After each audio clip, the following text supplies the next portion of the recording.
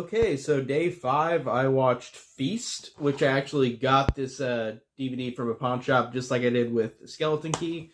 You'll see a lot of that in these 31 days because I go to pawn shops a lot and they have dollar DVDs. So of course I'm gonna get this. Never saw this. I heard great things about it. So let's talk about it. Feast. Basically, this is just the basic story of this is that there are these trashy patrons at this bar, and all these monsters come in and attack them, and they've just got to defend themselves. And that is the basic plot of Feast.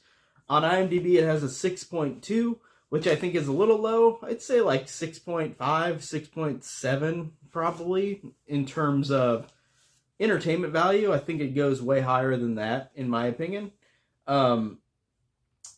This one has a lot of producers on it. I was genuinely surprised. It even shows it on the DVD cover and the poster.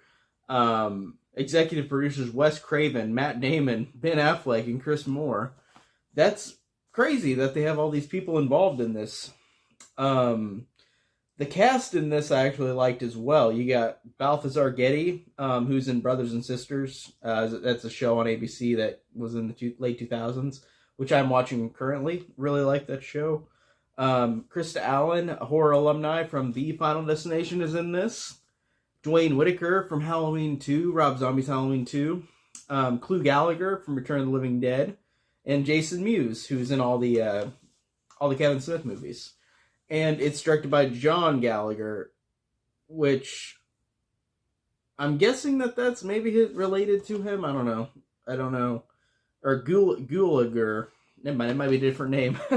But the director, John Gulager, he also directed Feast 2 and 3, Piranha 3 Double D, and Children of the Corn Runaway, which I have seen none of those, surprisingly. I'll definitely watch those. Children of the Corn Runaway I definitely should see because I've seen most of the other ones. I just haven't seen that or Genesis, I think. And Feast 2 and 3 I'm going to obviously watch because I enjoyed this one. And Piranha 3 Double D, I've seen the original Piranha, but I haven't seen the sequels, so definitely something that I will watch one day. Now, I like the monsters in this a lot, too. I thought that they looked really cool. Visually, they looked awesome. I thought that it's cool that they were kind of in the background more than you expect, which I thought was good because, again, it's a lower budget. I'm assuming they did that. But that reminded me of Dog Soldiers, which I watched recently as well because I bought the Scream Factory 4K, which really good transfer of Dog Soldiers. But that reminded me a lot of the monsters in this, where they're kind of just in the background. You see them every once in a while, but not to the point where they're, like, overly shown. It's just like the shark in Jaws 1. It's like you don't see the shark that much. So I like that and appreciate that. This one was funny because it just had a lot of, like, off-kilter humor to it. Like, for example, these characters, whenever they're introduced, it'll have a title card for them. One would say Final Girl 1, and then they would get killed, and it'd say Final Girl 2 on the next Final Girl.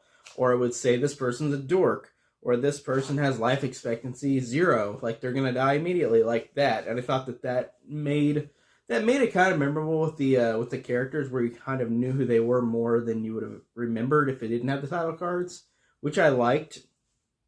And also I read on IMDb that this movie had an O.J. Simpson cameo, but then they took it off. That's really weird trivia. If that's true, that's pretty weird. I don't know why. I don't know why O.J. was put in this movie. I don't know, but he's not in the final cut, of course, because he's cut out. Maybe he's under the deleted scenes because they got deleted scenes on here, so maybe. But yeah, that surprised me seeing that. Now, looking at the movie overall, I thought it was pretty entertaining, but I watched it a couple weeks ago, so I'm kind of not really finding much else to say about it. Even though I still really enjoyed it, I thought it was really solid and fun and enjoyable, but I feel like those are all the points I can really make for it.